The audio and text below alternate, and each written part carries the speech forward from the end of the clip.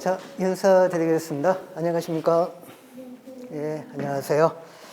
자, 이번 과정은 객관식 재무회계 문제풀이의 과정입니다. 제 이름은 천승우 회계사고요. 예, 그리고 오늘 11월 1일이죠. 화요일. 예.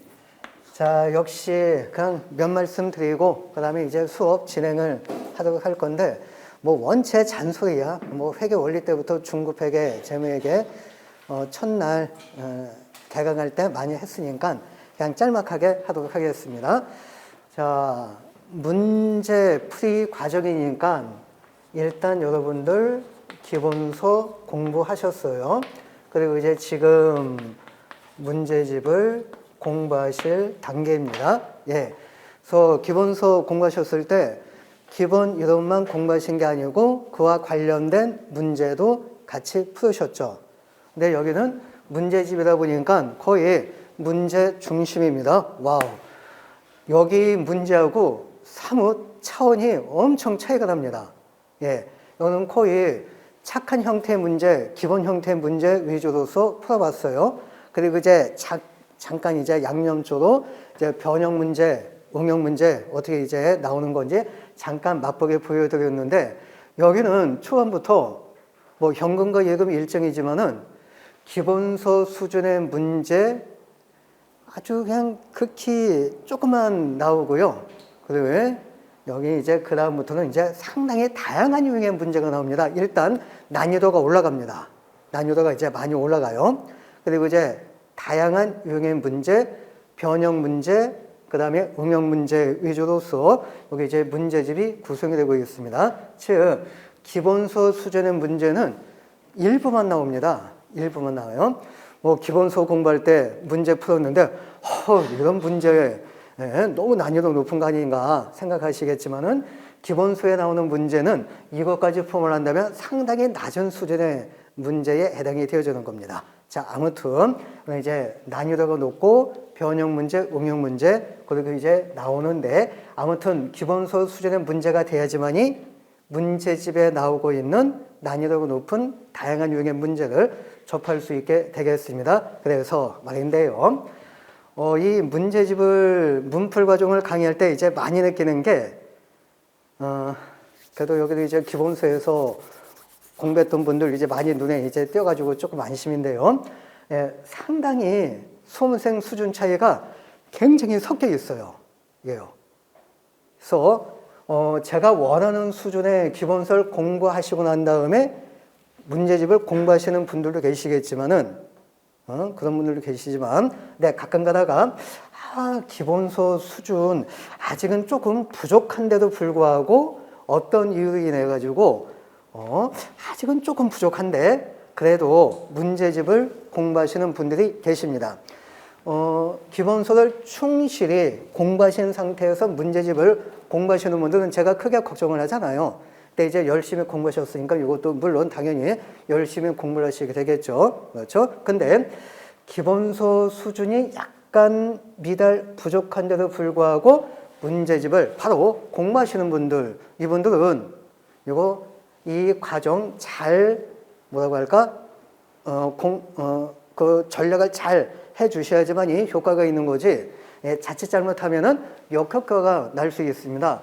심지어는 단연차의 길로 접어들 수 있는 그런 불길한 조짐이 나타날 수 있어요. 그래서 이제 어떤 걸 부탁드리냐면, 자, 지금 이분들의 국한에서만 말씀드리는 겁니다. 뭐 여러분들이 아닐 수도 있어요. 뭐 동영상으로 공부하시는 분들도 이런 분들이 계실 수 있는데, 그래서 이런 분들은 기본서가 조금 부족하신 분들은 일단 이 본 과정, 이 수업을 듣기 전에 먼저 기본서를 한번 복습을 해 주셔야 돼요. 뭐 예를 든다면 1장이 현금과 예금인데 현금과 예금 기본서 한번 공부하시고 난 다음에 요 수업을 공부하시는 게 나아요. 그리고 난 다음에 현금과 예금 챕터가 끝났다고 한다면 복습을 또 해주시게 되어지는데, 이때 문제집만 복습하시면 안 됩니다.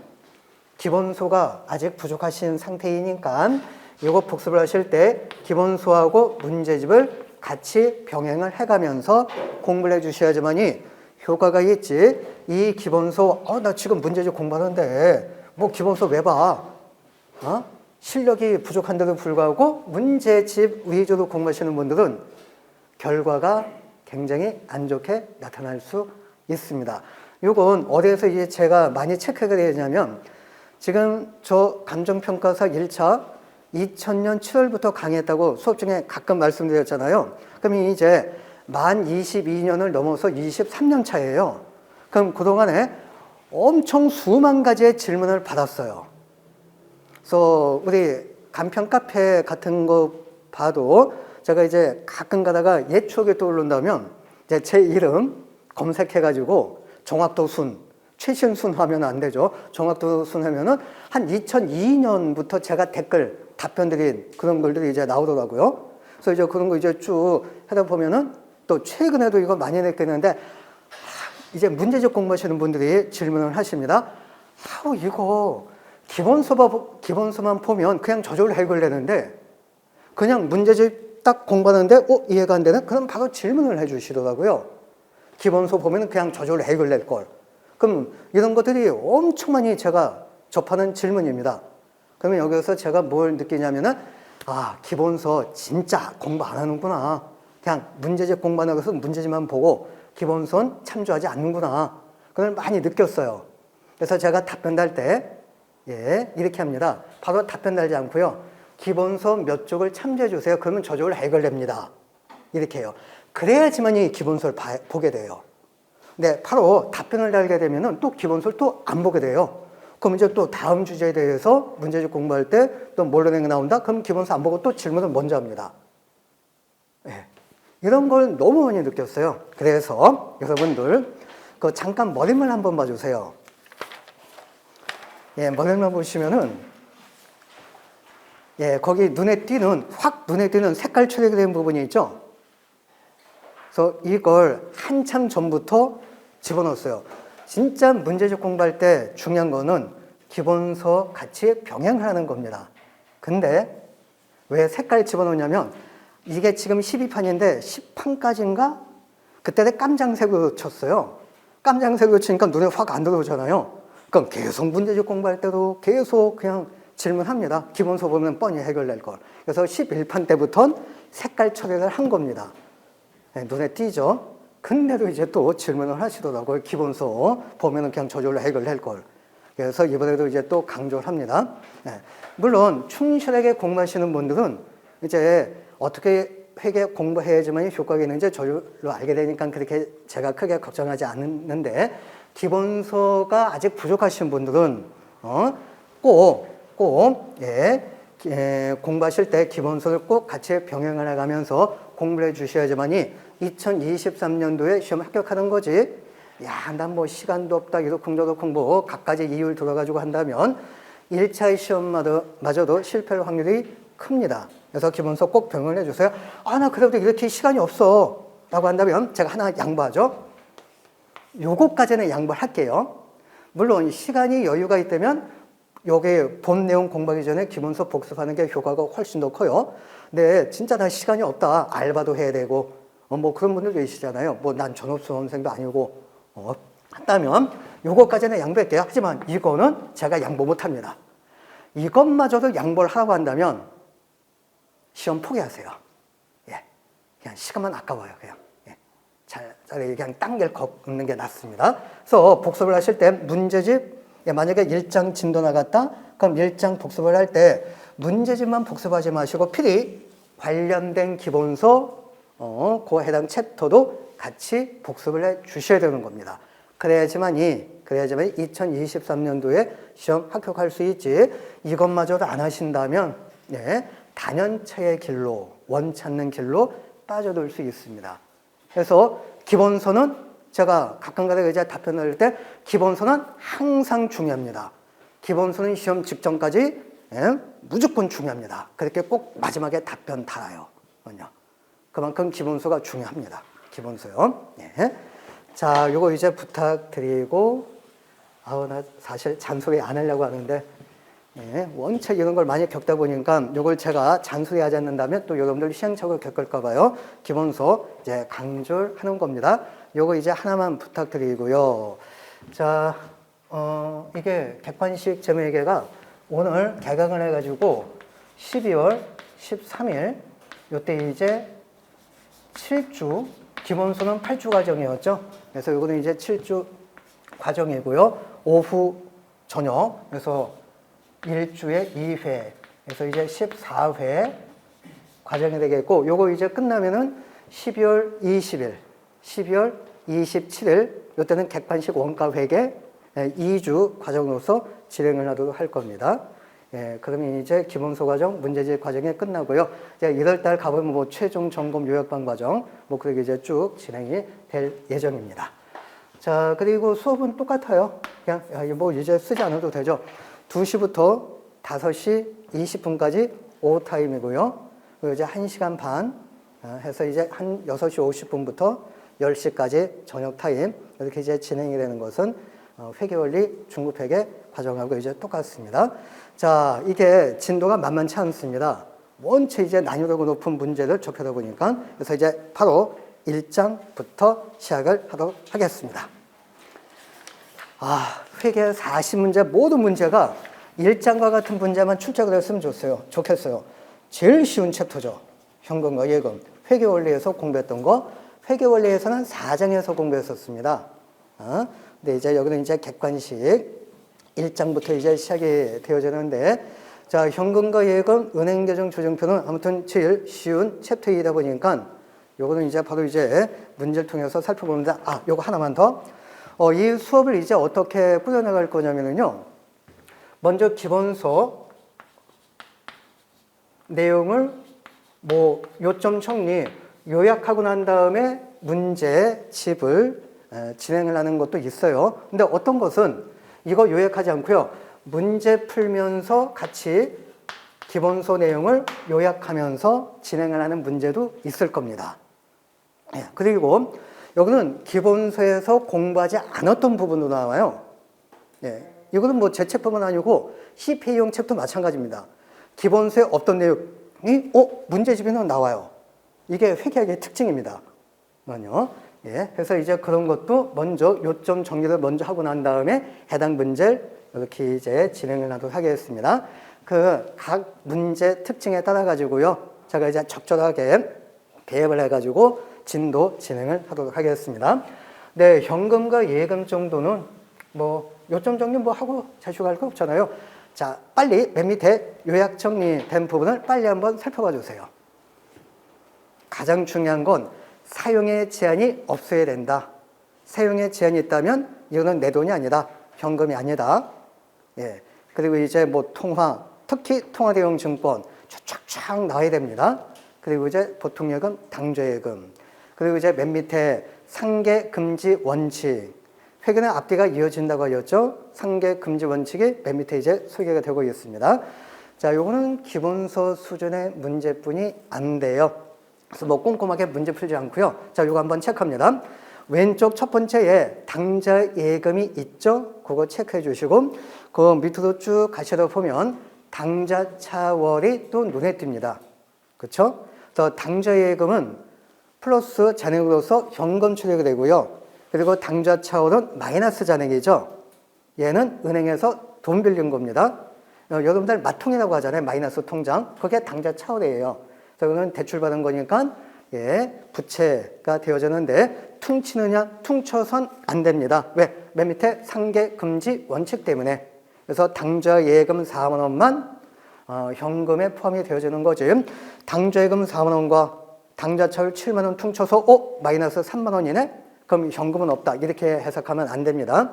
당좌 예금 현금 4만 원 이렇게 해주고 당좌 차월은 단기 차익금 붙여서 출력이 됩니다. 그리고 또 왼쪽 세 번째 보시면은 울산 지점 전도금이라는 게 나와요. 이것도 이제 가끔 질문을 하시는 상 중에 하나가 되어지는데 이건 이겁니다. 일단 지점은 아시죠? 본점은 서울에 있고 울산 지점이 있습니다. 그럼 울산 지점에 쓸 돈, 일정 기간 쓸 돈, 본점이 내가 돈을 내려보내줘야 돼요. 요게 전도금이라고 합니다. 일정 기간 쓸 돈을 지점에다가 보내줍니다. 그래서 이제 울산지점에 이제 전도를 해줬는데 12월 말 현재까지 내가 보내준 돈 중에서 일부는 쓰고 일부 남아있는 돈이 15,000원이 남아있다는 거예요. 그래서 울산지점에 남아있는 돈 15,000원, 울산지점도 내 거죠. 내 회사죠. 본점. 그래서 이것도 내 현금에 펌을 시켜주게 되어주는 겁니다. 자, 전도금은 현금이 아니라 현금 처리가 되어주는 겁니다. 땡끝 요 정도만. 그래서 이거는 뭐 실전풀이 거기 보시면 바로 항목들 보면서 계산기 조직에 의해서 정답을 바로 구해주시면 되어주는 거죠. 자, 그 다음 2번 문제 넘어갑니다. 요거는 이제 어떻게 변형이 되어 있냐면, 자, 이제 외화가 처음 나왔어요. 근데 거머물 거 없어요. 환율 자료가 다 제시가 되고 있죠. 그래서 1유로는 1,300원이고요. 1달러는 1,200원 주어졌죠. 그리고 외화 1유로, 1달러 다 갖고 있으니까 1유로는 1,300원, 그리고 1달러는 1,200원 이렇게 해주면은 이제 계산이 되어집니다. 자, 박스 마지막 데이터 보시면은 2001년 12월 초 취득한 2개월 만기 양도성 예금 증서 300원이라고 되어 있죠. 만약에 괄호가 없다면 얘는 현금 처리가 됩니다. 현금성 자산이죠. 취득일로부터 만기가 3개월 이내에 도래하는 것은 현금성 자산, 현금에 펌을 시킵니다. 와우, 근데 굉장히 중요한 단서. 사용에 제한이 있답니다. 현금이 아니라 현금이 아니라는 거예요. 사용에 제한이 있다면 내 마음대로 쓸 수 없는 돈이니 이거는 내 돈이 아니다. 사용에 제한이 있다. 이것 때문에 현금 처리가 되지 않습니다. 그럼 뭘로 처리가 되어지느냐? 단기 금융자산으로 처리가 되어지는 겁니다. 자, 그리고 뭐 요점 정리는 요 정도는 뭐 여러분들이 각자 공부해 주셔도 될 상이 되겠죠. 이걸 뭐 같이 또 시간 내가면서 또 공부하고 이럴 만한 그런 수준의 것이 아닙니다. 요 정도는 여러분들이 각자 복습 정리를 해주시면 됩니다. 자, 그 다음 3번은 이제 또 어떻게 변형 응용이 되고 있느냐. 지금까지 1번, 2번은요. 현금에 속한 항목들 다 모조리 더해가지고요. 그래서 정답이 얼마이다. 요거 정답을 구했죠. 이게 이제 착한 형태의 문제, 기본 형태의 문제입니다.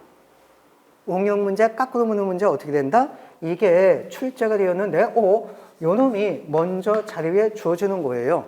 그리고 이제 까꾸로 이 중간에 있는 금액, 요 금액은 얼마가 되어지느냐. 그래서 이 금액이 만약에 자리 위에 주어진 현금 및 현금성 자산이 7,000원이다. 그리고 거기 보시면 당좌 예금 쪽에 물음표가 되어 있죠. 3번 문제. 박스 마지막에 보시면은 당좌 예금도 현금 중에 하나가 되어지는데 당좌 예금은 얼마냐? 그럼 요걸 제외한 나머지 것들 모조리 다 더해주면 되잖아요. 그래서 모조리 더해 보니까 요게 5,200원이다. 당좌 예금을 제외한 나머지 것들 현금에 속하는 것만 더해주니까 5,200원이다. 그리고 당좌 예금도 현금이다. 그래서 주어진 현금 및 현금성 자산은 7,000원이다. 당좌 예금은 얼마냐? 1,800원이다. 이렇게 출제가 된 게 까꾸로 묻는 응용 문제 스타일이 3번 문제가 되어주는 겁니다. 한번 요것만 한번 살펴볼까요? 대전에 2001년 말 BS상 현금 및 현금성 자산 금액은 7,000원이다. 아까는 이 7,000원을 구했던 거죠. 계산기 조작에 의해서. 근데 이놈이 먼저 주어진 겁니다. 그럼 이제 까꾸로 묻는 응용 문제 감 잡았죠. 그렇죠? 이렇게 이제 구하는 거예요. 이거는 구할 수 있죠. 그렇죠? 이거 뭐 기본서 수준뿐이 안 되니까 또 거기에 뭐 환율 다 제시가 되고 있으니까. 예. 자, 그래서 거기 실전풀이 중간 쪽에 보시면 색깔 처리된 거. 그래서 변형 문제, 응용 문제는 다 어디에서 파생이 된다? 기본 형태 문제에서 파생되는 겁니다. 그래서 기본이 튼튼하면 변형 문제, 응용 문제 별거 아니다. 그래서 이거는 기본서에서는 변형 문제, 응용 문제 아주 가끔 나왔어요. 근데 이제 객관식 문제집은 엄청 많이 나옵니다. 다 기본 형태에서 다 파생되는 거예요. 그래서 기본이 튼튼하면 이런 변형 문제, 응용 문제 별거 아닙니다. 오늘 오후하고 저녁 타임만 해도 변형 문제, 응용 문제 엄청 많이 나올 거예요. 근데 그런 것들이 제가 회계원리 3장에서 언급했던 매출액에서 매출원가를 빼면 매출 총익이 나오죠. 그래서 매출 총익을 구하는 게 기본 형태 문제인데 매출 총익이 먼저 주어져요. 그리고 이제 까꾸로 뭐 매출액을 구한다든지 매출원가를 구한다든지 또 매출원가는 기초매입도하고 기말 빼면 매출원가 거기에서 뭐 매입액 구하는 거 이런 형태 문제가 오늘 엄청 많이 정신없이 나타나게 될 겁니다. 하지만 기본이 튼튼하면 별거 아니라는 게 여러분 이제 느낌 받으실 거예요. 이렇게만 풀면 야 이거 너무 부실강의 하는 거 아니야? 뭐 이렇게 그냥 1번만 체크하고 그냥 넘어가 너무 미안하니까 4번 문제는 한번 풀어보도록 하죠. 저도 낯짝이 있지. 계속 이렇게 넘어가고 하면은 좀 그렇잖아요. 자, 4번 문제. 관세에 2001년 말 재무상태표 현금 및 현금성 자산은 3만 원이 주어졌어요. 즉 여기에 해당하는 금액이 먼저 주어진 겁니다. 깎으면 응용 문제가 되겠죠. 아까는 저걸 구했는데 다음 자료 이용을 할 때 2001년 말 관세에 외국환 통화 달러는 몇 달러가 되어지느냐. 단 기준 환율은 1달러 대 1,100원이다. 그래서 박스 보시면 오른쪽에 세 번째 외국환 통화 그게 물음표가 되어 있죠. 그래서 이제 그걸 구하는 겁니다. 즉 외국환 통화 요게 이제 출제가 되었음을 알 수 있어요. 그럼 그것을 제외한 나머지 것들 현금에 속하는 것들 다 되어주는 거죠. 계산기 조작 들어가요. 지점 전도금 아까 울산 지점 전도금 했죠. 현금입니다. 500원. 우편한 증서, 전신한 증서 얘도 현금에 속하는 거죠. 통화대용 증권. 당좌 예금도 현금이고 선율자 수표는 아니에요. 얘는 매출 채권입니다. 그리고 만기가 된 국채 이자표도 통화대용 증권 현금에 되겠고 외국환 통화는 요걸 구하는 거니까 제끼고요. 배당금 지급 통지표도 통화대용 증권 현금 중에 하나입니다. 차용증은 아시죠? 돈 빌려주고 차입자로부터 차용증을 받은 겁니다. 이거는 저 사람이 나한테 돈 빌려간 증빙서류에 불과한 거죠. 이게 이 자체가 돈이 아니에요. 그래서 얘는 현금이 아니고 양도성 예금증서 보니까 취득은 12월 1일, 만기는 1월 말. 만기가 2달 이내에 도래하는 거죠. 또 사용 제한이 있다 그런 말 없으니까 현금성 자산, 현금에 포함되는 겁니다. 끝. 여기까지 도해보니까 12,400원이 나왔어요. 여기에다가 외국환 통화 더해준 것이 3만 원이라는 거죠. 하면 외국환 통화는 얼마이다? 17,600원이 되어주는 거예요. 근데 원화로서 출제가 된 게 아니죠. 달러로 계산해 줘야 됩니다. 그래서 얘는 몇 달러냐? 근데 1달러 대 1,100원? 1,100원 두 번째 줄 주어졌죠. 그래서 17,600원 나누기 1,100원 나누기 해보니까 16달러가 계산이 되어지는 거예요. 그래서 16달러가 정답입니다. 이렇게 이제 변형이 되어지는 거예요. 아까는 당좌 예금이 출제가 됐는데 여기는 이제 외국환 통화 달러 요게 이제 출제가 됐네요. 그 다음 5번 문제. 야, 나 이거 처음 봤어요. 회계 문제에 있어서 현금과 예금 중에서 이렇게 말로 출제가 된 거 처음입니다. 간편 2021년도 기출문제죠. 그래서 기분이 부실한 분들은요, 이렇게 변형이 되어서 출제가 된다면 또 당황을 하게 됩니다. 생판 처음 보는 유형의 문제이다. 황당, 당황. 아니에요. 현금 및 현금성 자산으로 BS에 표시가 될 수 없는 것을 모두 고른 것은 단, 지분 상품은 현금 전환이 유용하다. 부채 상환을 위해 12개월 이상 사용이 제한된 요금을 예금, 사용의 제한이 있죠? 그래서 이거는 현금이 아니에요.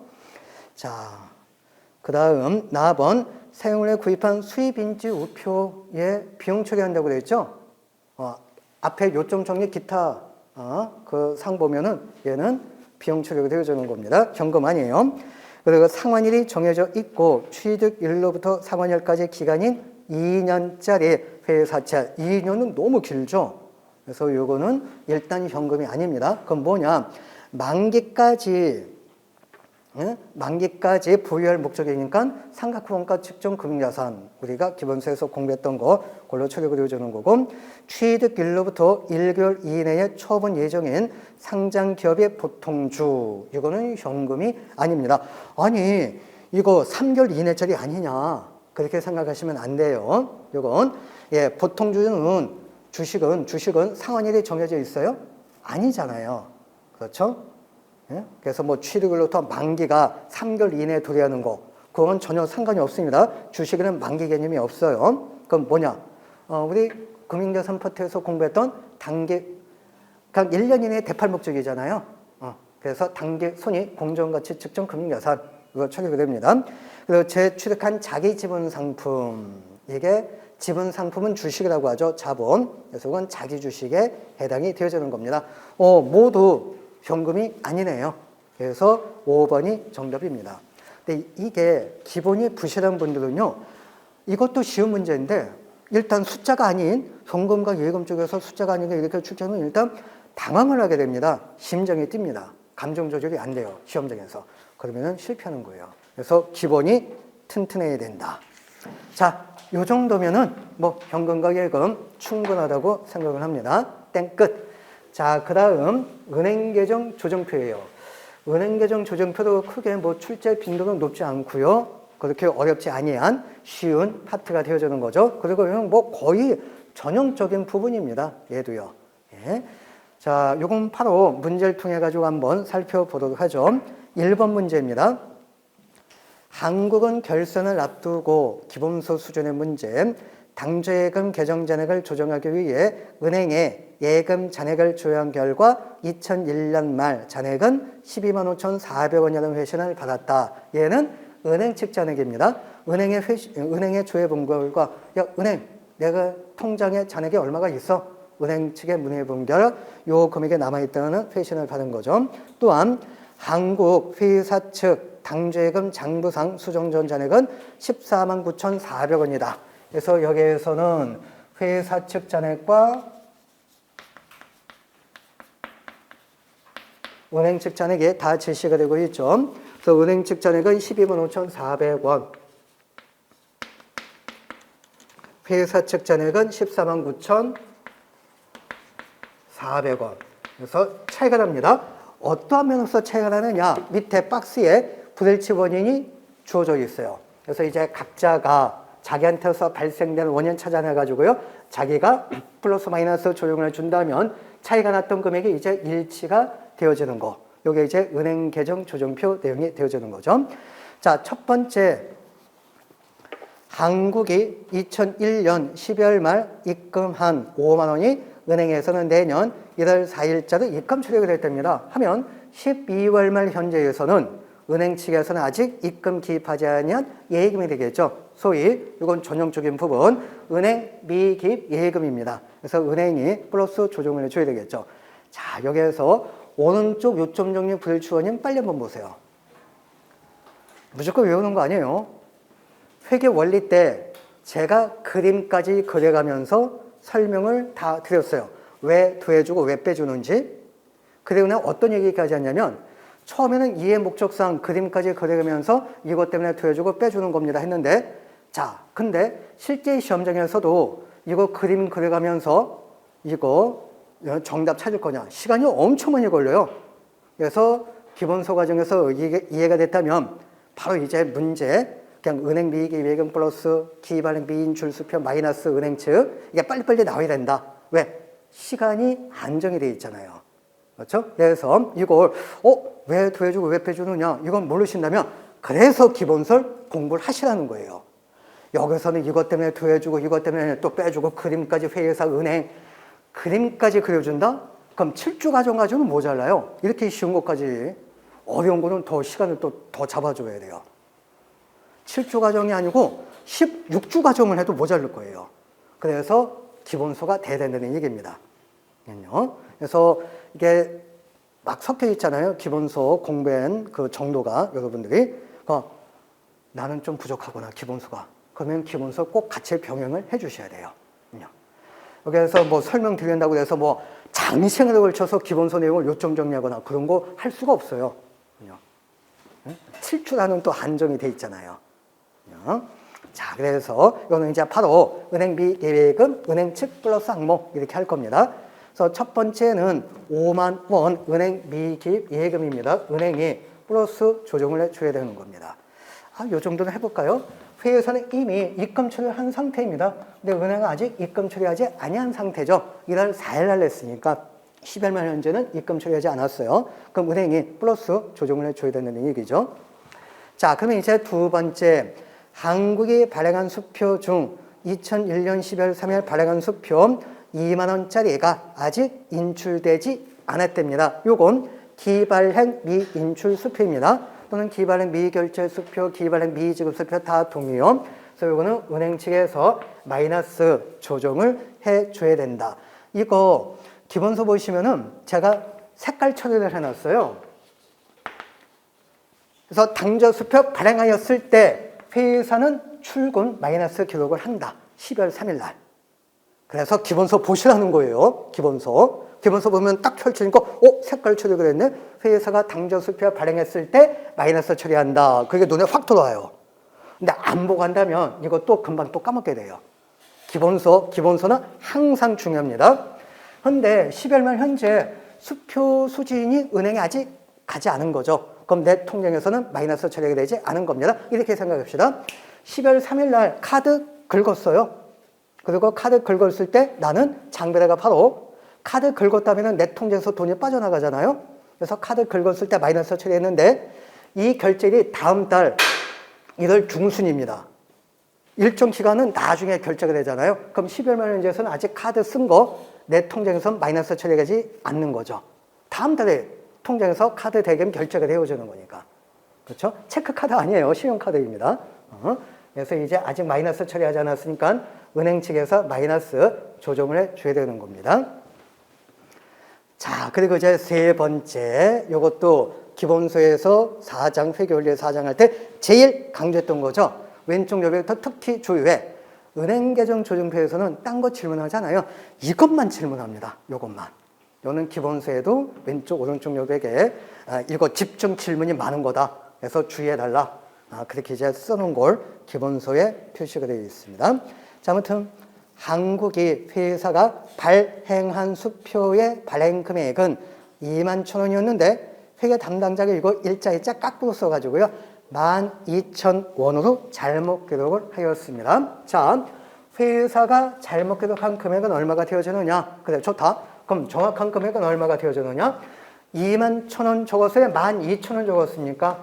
12,000원으로 잘못 기록을 하였다고 하였죠? 근데 정확한 금액은 12,000원이 아니고 2만 1,000원입니다. 그래서 이걸 이쪽으로 고치기 위해서 차액만 조정을 해주시면 되어지는데 중요한 건 플러스냐 마이너스냐. 발행은 플러스입니까 마이너스입니까? 마이너스가 되고 있죠.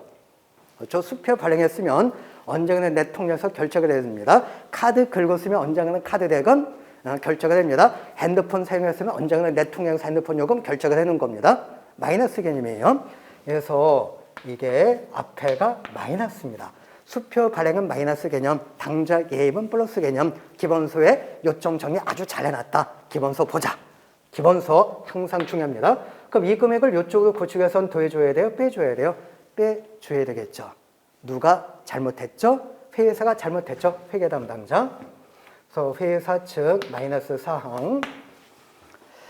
자, 그러면 이제 마지막 네 번째. 한국에 발행한 수표 15,000원을 은행 착오로 딴 기업 계좌에서 출금 처리를 하였답니다.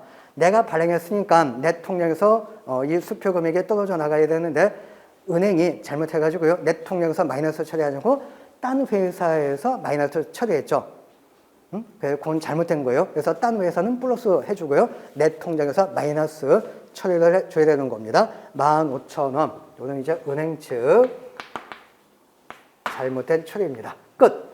자, 이렇게 준다면 커면서 보자. 뭐가 출자가 됐죠? 예, 수정 후 당좌예금 잔액은 얼마가 되어지느냐? 요게 이제 출자가 되었습니다.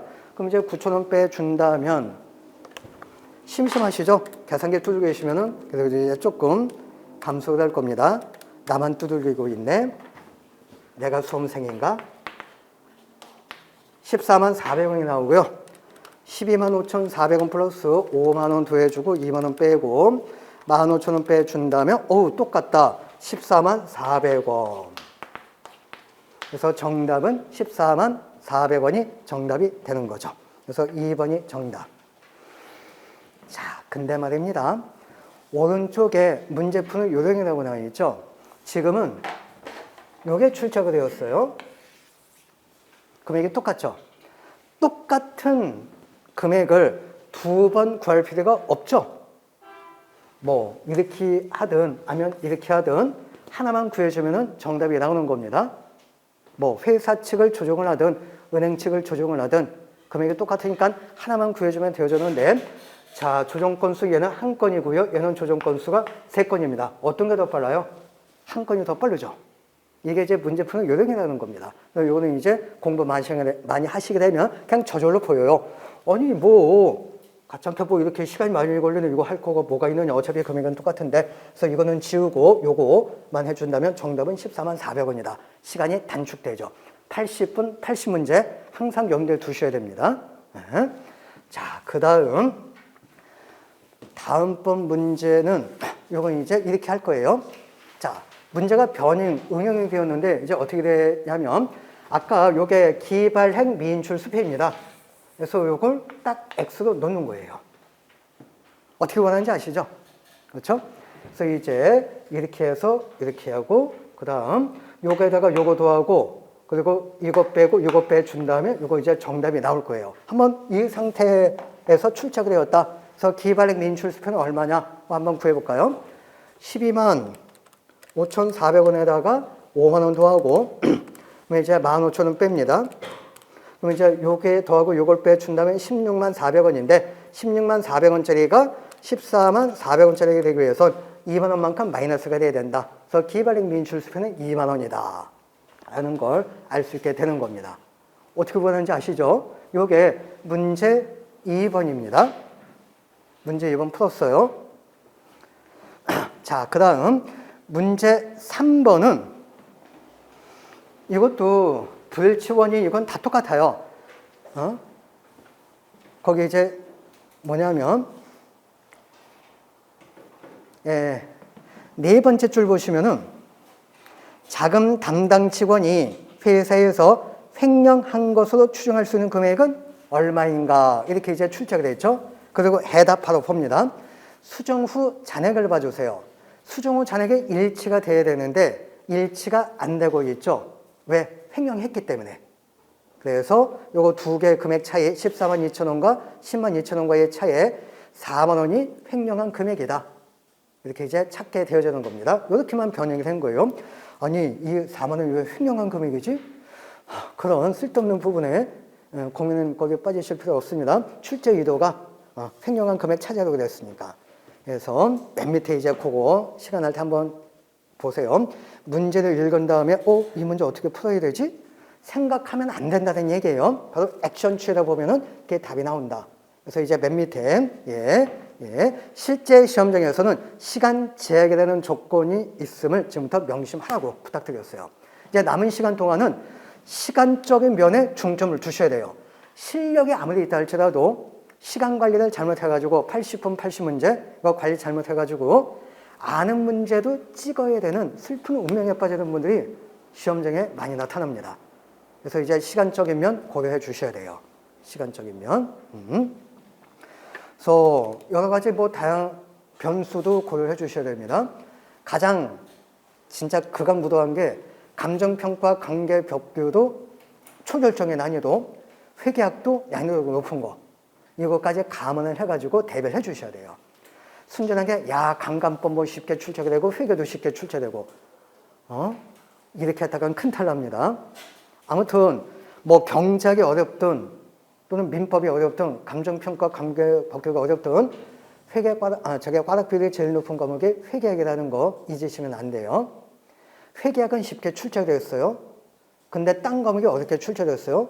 그럼 경제학이 어렵게 출제된다면 경제학의 과락 비율이 높아야 되는데 그렇지 않죠. 이거는 제가 거짓 뻥치는 거 아니에요. 이건 큐넷 보면 다 나와 있습니다. 통계가. 그래도 회계학의 과락 비율이 제일 높아요. 그거는 이제 여러 가지 이유가 있지만 회계학의 난이도가 높다면 이해가 되는데 회계학의 난이도가 높지도 않은데 과락 비율이 제일 높아요. 이거는 뭐냐? 시간 안배를 잘못했기 때문에 그런 원인 중에 하나가 있지 않나 그렇게 생각을 합니다. 그래서 남은 기간 동안 시간적인 면도 이거 고려해 주셔야 돼요. 기본서 때도 물론 시간 얘기했지만은 이제 더 적응을 해 주셔야 된다. 자, 4번 문제는 뭔가? 4번 문제는 다 이제 여기서 벗어나지 않습니다. 4번 문제는 이거예요. 그래서 이렇게 해서 이제 풀 수 있죠. 그러면 이제 이것도 이제 풀 수 있죠? 그래서 결국 요거 출제가 된 겁니다. 이거하고 이거 차이는 얼마냐? 이렇게 해서 이제 구한 다음에 이거하고 이거 차이 구해주면 되잖아요. 이것에서 이거 빼면 요거 차이가 나오겠죠? 그렇죠? 얼마가 차이가 납니까? 24,000원 차이가 나죠? 요게 출제된 게 문제 4번입니다. 그래서 거기에 두 번째 줄 한번 볼까요? 아래 자료를 이용하여 부들치 차이를 조정한 후 관세 측, 회사 측 잔액과 은행 측 잔액의 일차이였다. 조정 전 회사 측 잔액과 은행 측 잔액 차이는 얼마냐? 조정 전 회사 측 잔액과 은행 측 잔액 차이는 얼마냐?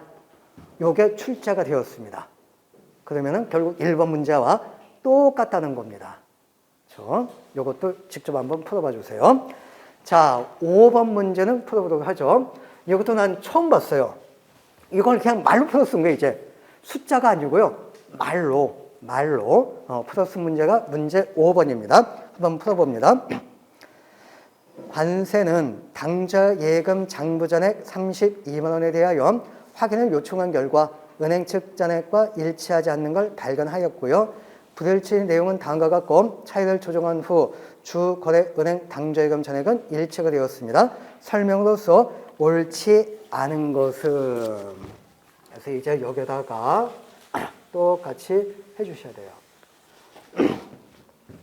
그래서 당좌 예금 잔액이 32만 원이죠. 자, 첫 번째, 관세가 거래처 A에게 발행한 수표 3만 원이 주거래 은행 당좌 예금 계좌에서 아직 인출되지 않았답니다.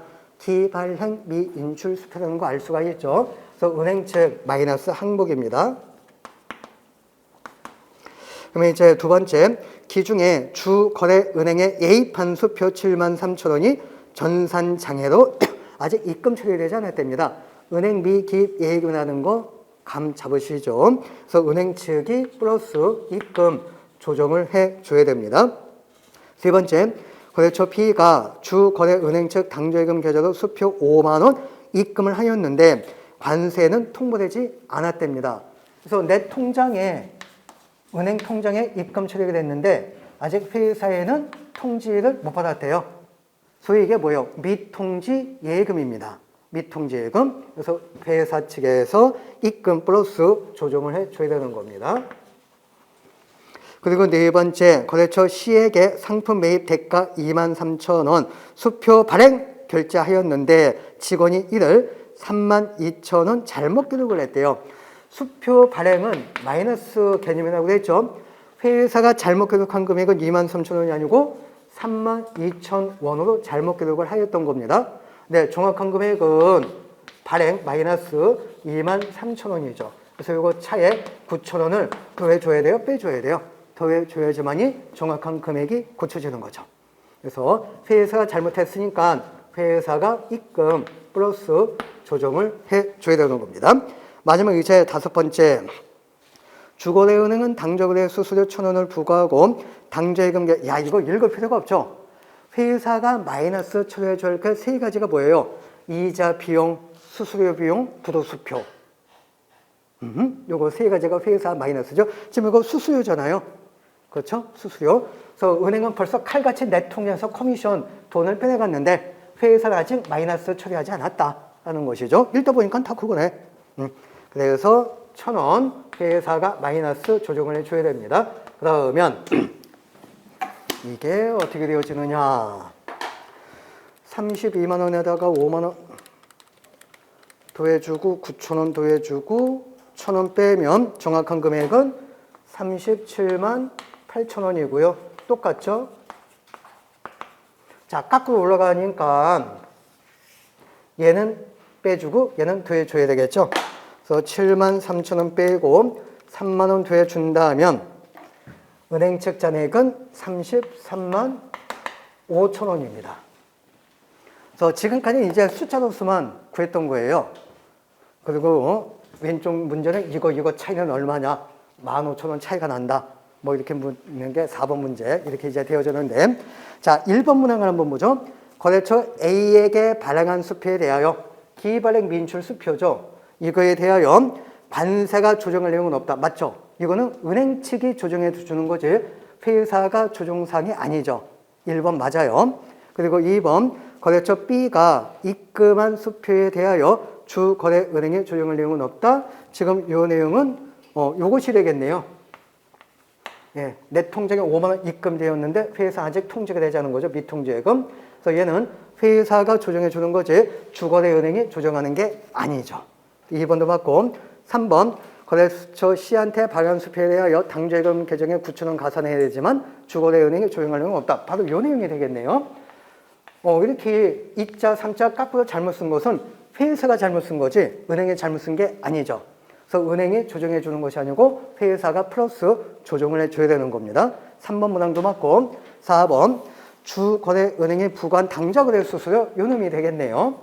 그래서 얘는 회사가 마이너스 조정해 줘야 되는 거지 은행이 조정해 줄 사항이 아닌 거죠. 그래서 관세는 당좌예금 계정에서 차감 조정해 줘야 된다. 4번 문항도 맞습니다. 5번이 틀렸어요. 당좌예금 조정 전 잔액 요거죠. 이게 조정 전 잔액이죠. 틀리죠. 회사가 주거래은행보다 15,000원이 더 많대요. 더 많습니까? 더 작습니까? 더 작죠. 그렇죠? 이게 더 작잖아요. 15,000원이 회사가. 근데 많다고 해서 5번이 틀린 겁니다. 하여튼 나 이런 문제 처음 봤어요. 여태까지 계산 문제만 이렇게 주구장창 출제됐다가 말로 출제됐다고 해서 또 황당하다 당황하다 못 푼다 이렇게 하면 안 됩니다. 그냥 문제 표현 방식만 달라졌을 뿐입니다. 똑같잖아요. 단지 숫자냐 아니면 말로 물었느냐 그 한 끗 차이입니다. 근데 기본이 부실하면은요 그냥 무조건 시험장에서 당황을 하게 됩니다. 이게 처음 본다 어렵다 아니에요. 자 아무튼 이렇게 해서 제일 쉬운 챕터 은행 현금가액은 마무리가 됐는데 한번 보세요. 기본서 수준하고는 상당히 차이가 나죠. 제일 쉬운 챕터도 이렇게 차이가 나는데 과연 2장부터는 어떻게 바뀌어지는지 참 기대가 큽니다. 자 쉬었다가 2장 진행을 하도록 하겠습니다.